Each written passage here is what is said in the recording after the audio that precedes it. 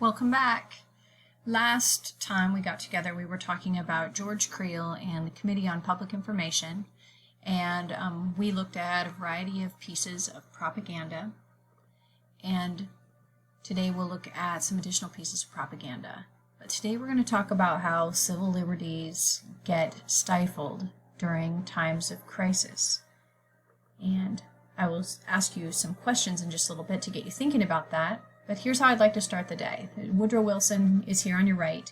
You guys know a little something about him already. He was a kind of a conflict-ridden man, but very smart. And here is a quote from The World. And Wilson wrote the piece in The World.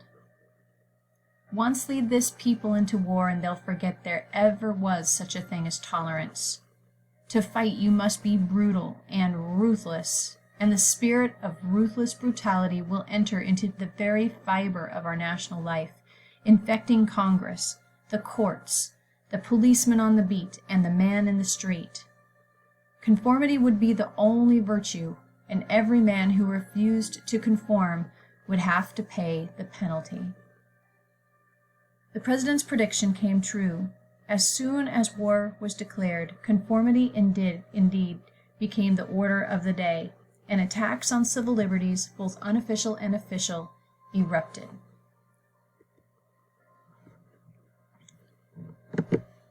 Okay, so just like last time, we spent some time looking at ways in which the American public was being convinced to do particular things during this pandemic and comparing it to the propaganda that was put out during the war.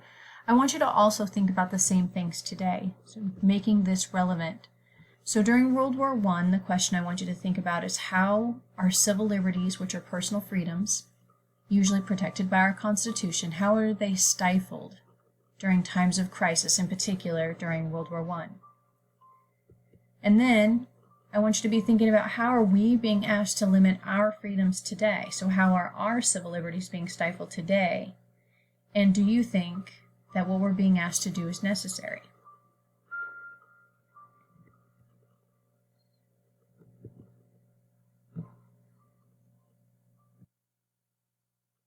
Attacks on civil liberties increase.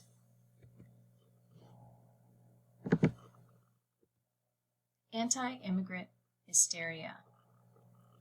The main targets of the attacks were Americans who had emigrated from other nations, especially those from Germany and Austria-Hungary. You can see to the right a newspaper headline of the day, just kind of reminding people that were German Americans or Austro-Americans that they needed to be extra loyal to the United States.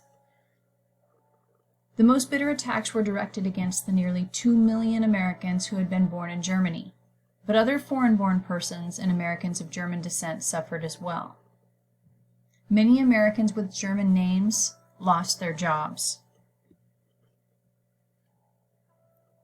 Orchestras refused to play the music of Mozart, Bach, Beethoven, and Brahms.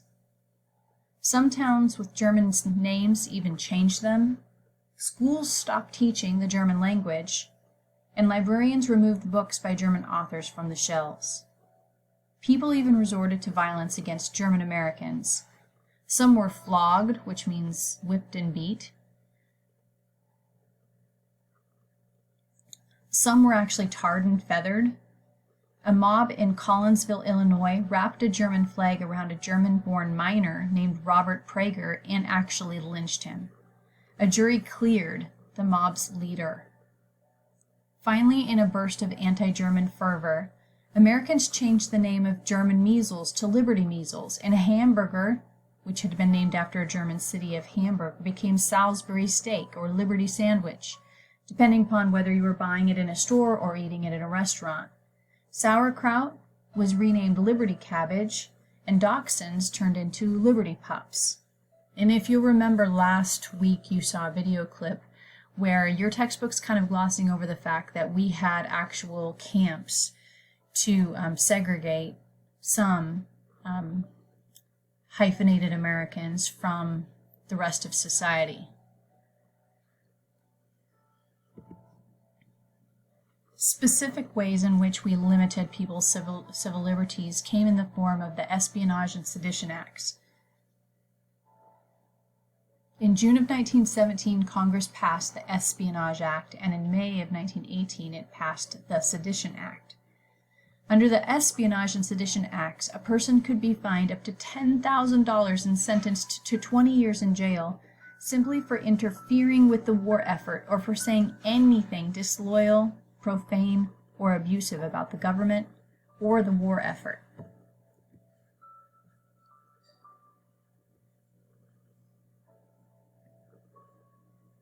Like the Alien and Sedition Acts of 1798, these laws clearly violated the spirit of the First Amendment.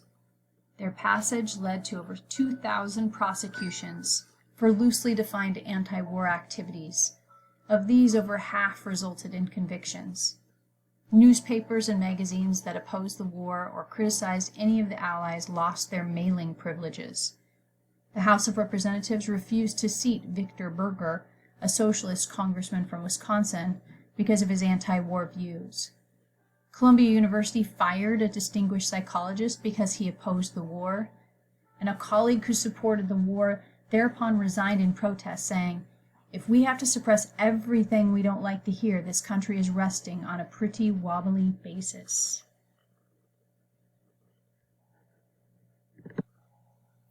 The Espionage and Sedition Acts targeted socialists and labor leaders.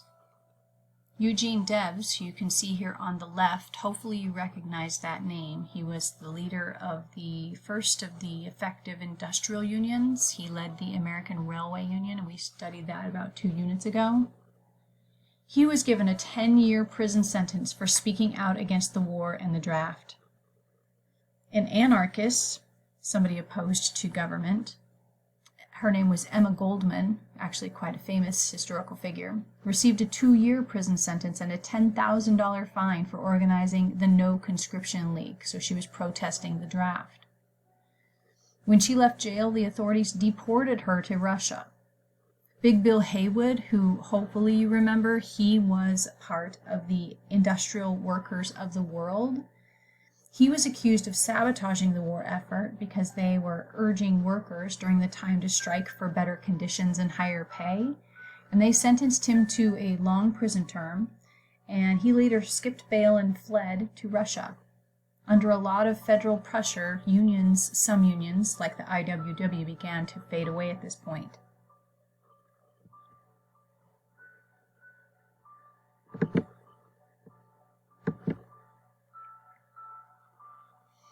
In a lot of ways, these civil liberty suppressions violate the Constitution, but in particular, the First Amendment of the Constitution comes to mind. When you're not allowed to speak out in disagreement of something the government is doing, like a draft, then there's a violation of the First Amendment.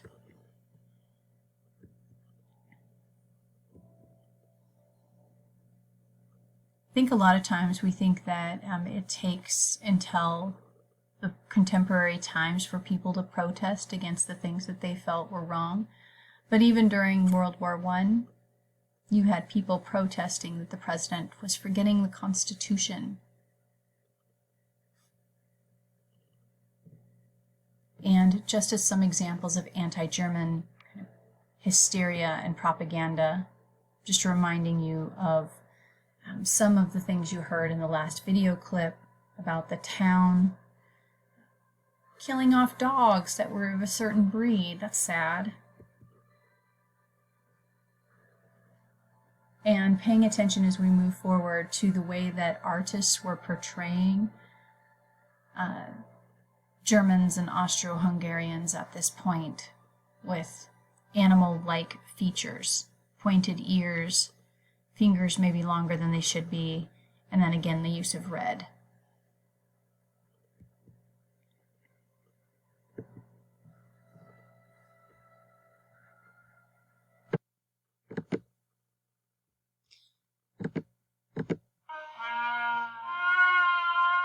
Another kind of disease is loose in the land.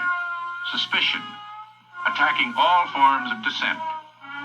Vigilantes, operating in the name of patriotism, pursue their own blacklist of enemies. Draft dodgers and war bond slackers. Pacifists who condemn war. Labor groups that insist on voicing discontent. The foreign-born. Wilson's fears of a brutalized, conformist America loom over the nation. The government acts to take the law out of the hands of the mob. The Wilson administration, under criticism as soft on pro-Germans, seeks and gets tough new laws suppressing freedom of speech and opinion.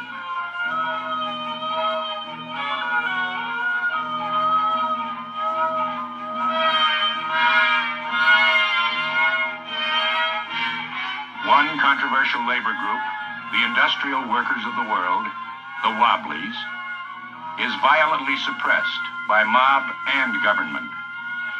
In Arizona, 1,200 members are expelled en masse to an army post in New Mexico for their preachments and practice of strike with anarchist overtones. Elsewhere, IWW offices are raided by federal agents, their officers arrested, including Big Bill Haywood, their leading figure. Socialist Party leader Eugene V. Debs, who got nearly 1 million votes for President of the United States in 1912, is arrested for a speech considered obstructive to the war effort, is later sentenced to 10 years in jail. With the prosecution of the dissidents, Wilson has both crushed the anti-war spirit and appeased the extremists.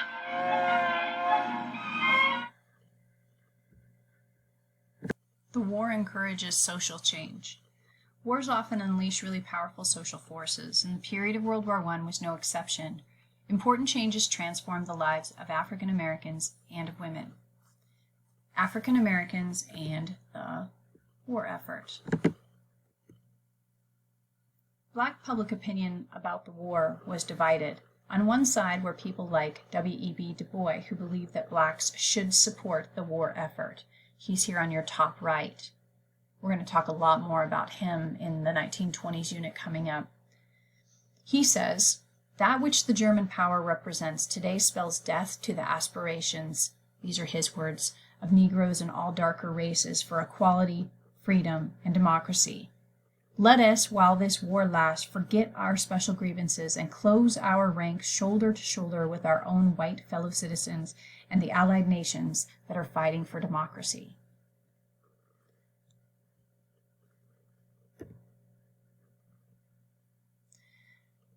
W.E.B. Du Bois believed that African American support for the war would strengthen their calls for racial justice at home. In contrast, there were people like William Monroe Trotter, founder of the Boston Guardian, who believed that victims of racism should not support a government who had racist tendencies. Trotter condemned Du Bois' accommodationist approach and favored protest instead. Nevertheless, despite grievances over continued racial inequality in the United States, most African Americans backed the war effort.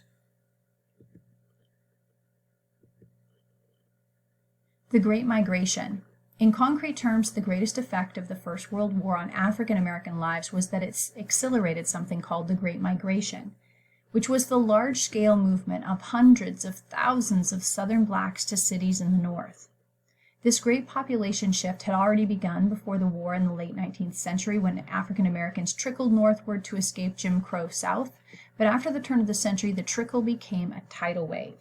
Several factors contributed to the tremendous increase in black migration. First, many African Americans sought to escape racial discrimination in the South,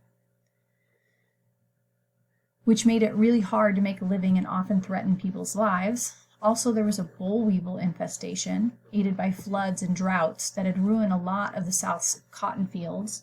In the North, there were more job opportunities.